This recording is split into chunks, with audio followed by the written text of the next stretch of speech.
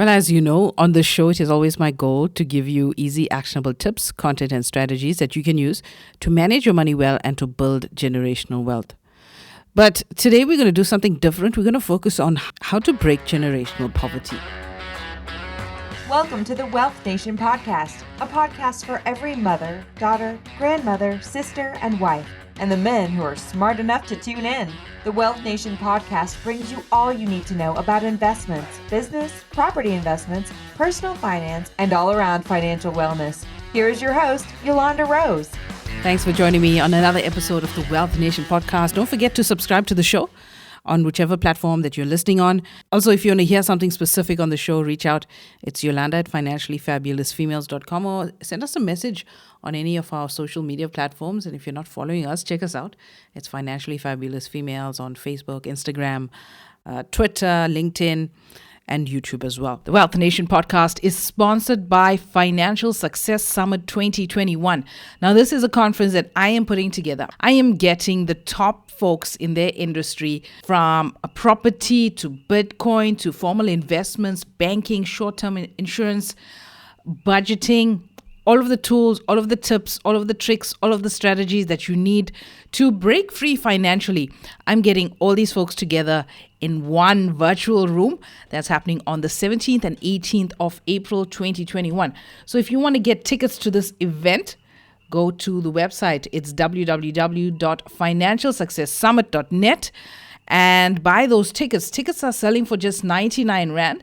And if you use this coupon code for a limited time, you can get early bird tickets. So go and shop for tickets. You're going to get a 60% discount and pay just 40 Rand for 2 days of power-packed financial advice. Use coupon code early bird at checkout. This offer expires on the 31st of January 2021. So today we're talking about something different. We always talk about making money and moving from an okay place to a really great place. But today we're talking about breaking the chains of generational poverty. And I recently, a couple of years ago, I think, I wrote a thesis about the effects of financial planning with women. And in one of the segments that I researched, I spoke about intergenerational poverty. So let me get started with this. Let me read what I've written for you. Well, it's very academic, so I'm going to basically summarize it because it's going to be very boring if I read it as it is. Okay, teen pregnancy is a catalyst for intergenerational poverty, as long-term stable employment may be out of the reach for teenage mothers. Lifestyle patterns of income, social grant dependence, patterns of marriage, education level, employment, child rearing, and attitudes pass on to the next generation, continuing the cycle of poverty through the generations. Now, there's a strong correlation between daughters having a teenage pregnancy and their mothers who have had 1, 2, or 3 teenage pregnancies. Teenage mothers trapped in the cycle of poverty might get learning and income opportunities in the future, and this might provide subtle relief to immediate poverty. However, this does not have an impact on children born out of teenage pregnancies, keeping them trapped in the cycle of poverty as a result of lack of investment in human capital. The mobility out of intergenerational poverty occurs when education attainment and long-term income is secured. Improving education attainment and opportunities for income for those in poverty will continue to lessen the impact of poverty in the lives of parents.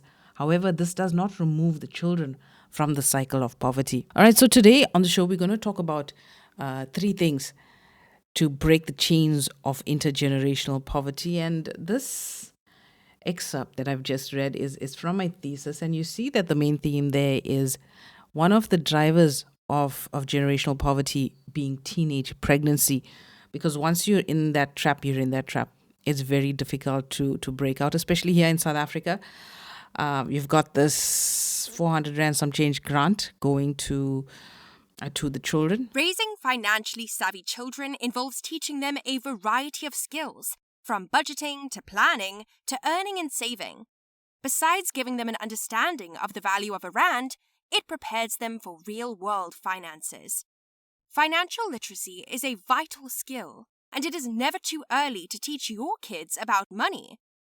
Many parents wonder how they can teach their kids about money, and where to find age-appropriate resources. You can now purchase the Financial Literacy for Kids workbook, which is aimed at primary school kids. It's now available at www.financiallyfabulousfemales.com. This workbook provides you with 12 lessons, activities, lesson plans, discussion points, and quizzes that you can use to test your kids' knowledge. Shop now at www.financiallyfabulousfemales.com. Like what you hear so far? Make sure you never miss a show by subscribing on Apple Podcasts, Spotify, or Tuned In. Now back to the show. African children will make up half of the world's poorest people by 2030 if nothing is done to reverse the various trends. Now, there's been a lot of growth in Africa, and even though with the growth, 1 in 5 children will live in poverty because of high fertility rates. And it doesn't mean that Africa is doing all the damage here. It's just that it means that other groups are able to pull themselves out of poverty and leaving Africa in that group of really having a lot of children stuck in poverty by 2030. On average, African women have more than 4 births each. Their share in the global poverty will double to 43%. So we can see that pregnancy and having multiple births when you can't afford to support children is one of the greatest barriers to poverty. And we have this problem in South Africa. People are making babies that they can't afford at an alarming rate. In fact, I'm sitting in front of a graphic that was produced by, I think it was the Mail and Guardian. And if you want to have a look at the graphic, you can go to our website. It's www.financiallyfabulousfemales.com. And I will place the graphic on this podcast on intergenerational poverty. And so you can search for it and have a look at it. So in there is the graph. And the graph has the 4 racial groups. Unfortunately, it's broken down by race. And you'll see the birth rate of the white, colored, and Indian population are really, really, really low. In fact, you'll find the white population group actually in the negative. The white group actually has a negative population growth rate in South Africa. Then you have the black population group extremely high. All right, and this is one of the contributing factors to the financial disparity and the economic disparity that we have in our country, and it's only going to widen if we can't get the birth rate under control. Now we see, I've read out the statistics. It comes from an organization called ODI. ODI is the Overseas Development Institute, and they've done this research and told us that Africa is where the poverty is going to be, and one of the biggest contributors to that is going to be the uncontrollable birth rate that is coming out. Now, there are various other aspects to look at. The report has indicated the cultural aspects. People are not willing to use contraception to control the birth rate.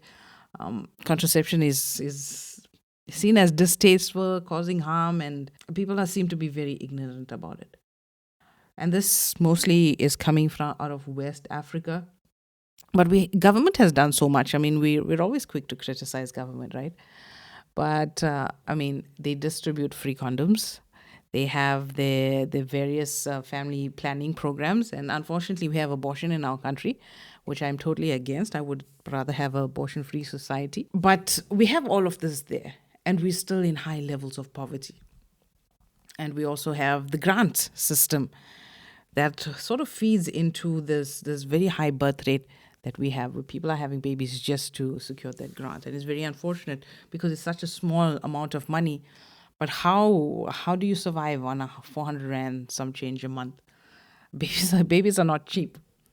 All right, so we're going to look at the 3 ways on how we can break the chains of generational poverty. And the first thing is education.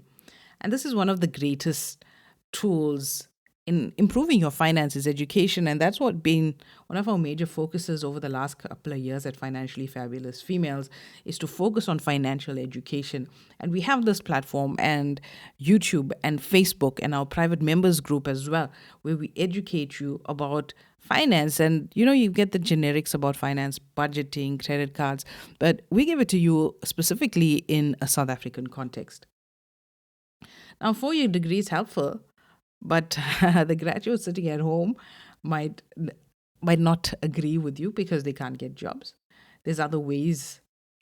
It's not the only way to get a better education. There are other programs, vocations that you can follow to get an education. Now, the key here is to research the options that will get you an education. And there's various organizations in South Africa that allow you to study further, various bursary options, funding options that government provides to help you get an education. Now, a degree does not guarantee you financial security. It doesn't even guarantee you a job in South Africa. And it's hard to get a job when you don't have job experience. And this comes from somebody who has never been employed in this country. I've always been in business in this country. I've never been employed here. So one of the greatest tools to get yourself out of poverty is education. And unfortunately, people need to make use of the various free options using internships, apprenticeships to try and get any sort of skill behind their back. And I know it's very difficult to do, thinking long term in terms of education, a degree, and things like that, when you can barely survive the week or the day, for that matter. The second thing you got to do is invest. Now, one of the reasons some populations are more likely than others to struggle to overcome generational poverty is due to the lack of financial knowledge on topics such as investment. And like I said, there's free information on our YouTube channel.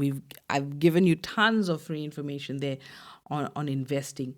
And while investing is a topic that many people struggle with, the reality is that some populations struggle more than others. A lot of folks are more geared towards reducing their debt, which is good, more managing the cash flow and saving and money under the mattress and a fixed deposit.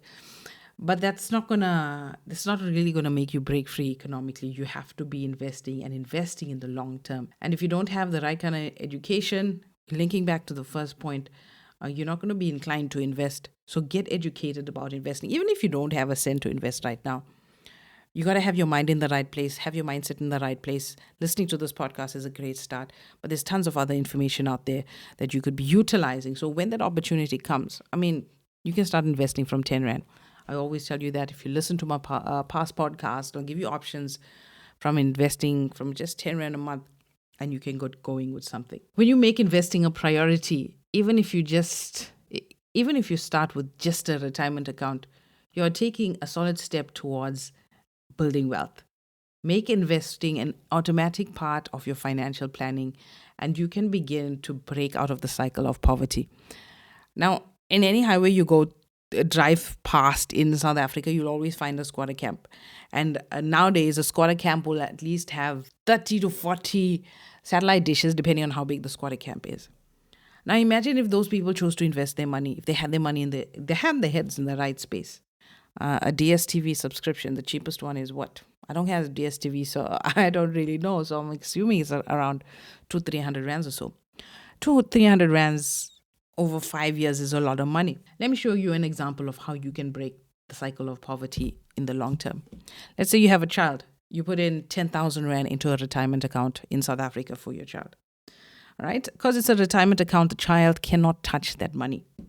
Let's safely say that we are getting 8% a year. 8% a year is fairly average if you are in the right kind of portfolios, you're looking at it and you're monitoring it well. So let's say you're getting an 8% return a year, all right? And you don't put in any other money other than that.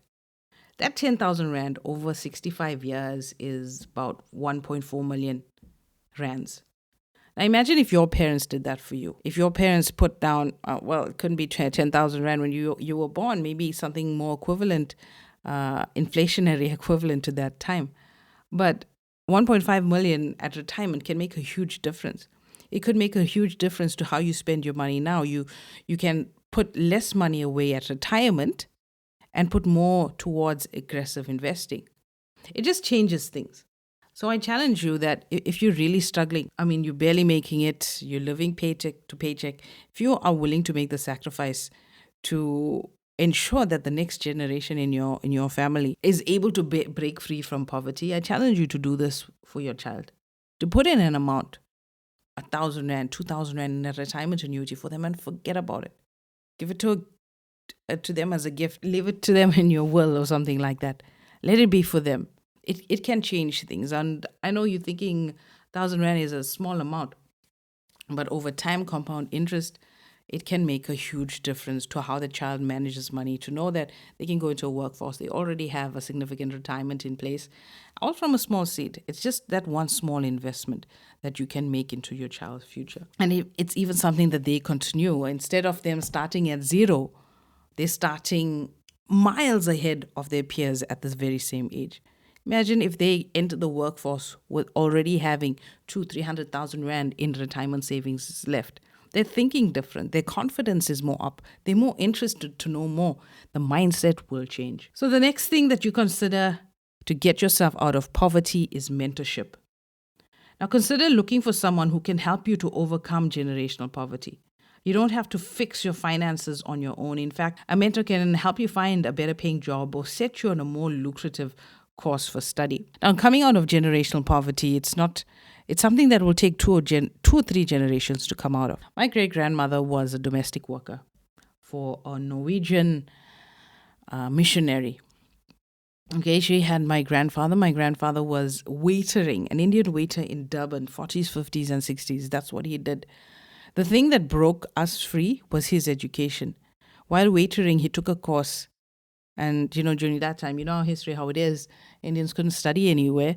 And in fact, there was a guy called M.L. Sultan who developed a university or a training school for Indians. And my grandfather was able to study at the school. He studied catering.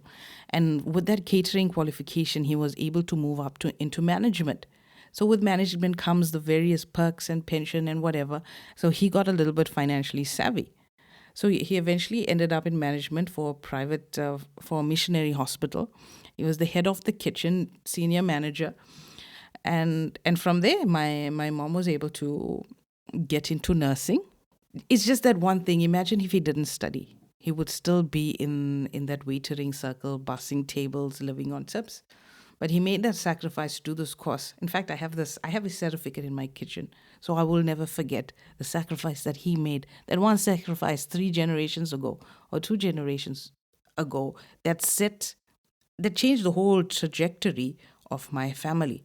That one educational qualification. All right. So if you are in that position where my grandfather was back in the day, be willing to make that sacrifice where you don't see anything in your generation, but your seed, your family down the line will be able to see the fruits and appreciate the sacrifices that you have made. So my grandfather got his studies done, moved into upper management, got a pension plan, got insurance, and my grandfather died young in his early 50s, leaving my grandmother a young widow, for something.